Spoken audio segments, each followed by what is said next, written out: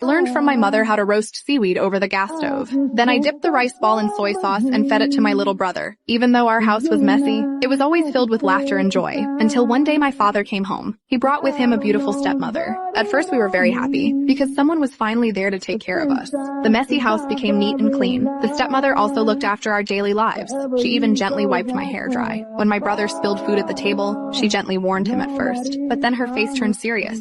She pushed back her chair, stood up and tied her hair. I didn't notice the cruelty in her eyes. Instead, I smiled innocently at her. After that lesson, we became very obedient. The warm home-cooked meals turned into cold lunchboxes, but my brother was still too young to handle chopsticks.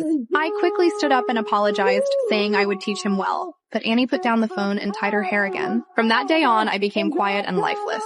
Sometimes I would reach the school gate and then turn around. The police at the station didn't seem to care. When the people from the Child Protection Center asked me questions, I chose to stay silent. After several tries, the woman asked again. I finally looked up and told them what had happened. Soon the police and child protection staff came to our house. When the stepmother saw them, she smiled brightly. Faced with her fake kindness, I stepped back in fear. There was no warmth in her embrace.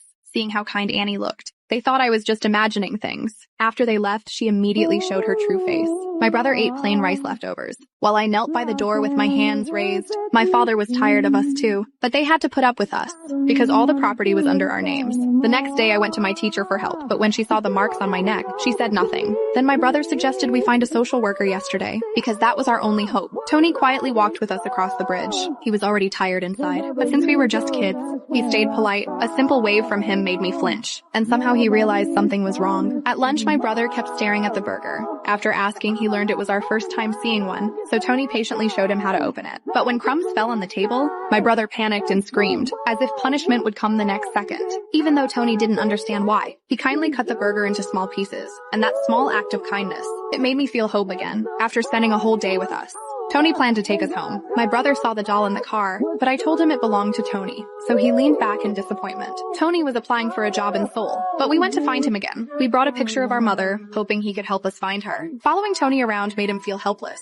Then he suddenly got a call from Seoul. They had found him a new job. He hurriedly drove us home and told us to go inside quickly, but we didn't want to leave him. Even when he left us money for another burger, we still refused to get out. Finally, Tony gave us the doll and his phone number. Only then did we smile and leave. After Tony was gone, we felt so sad. When we opened the door, it felt like entering hell. By accident, our stepmother found Tony's business card. She thought we had reported her again. In my hopeless gaze, she tied up her hair once more. The next day at school, I felt terrible, and then I collapsed to the floor. Blood slowly trickled from my ear.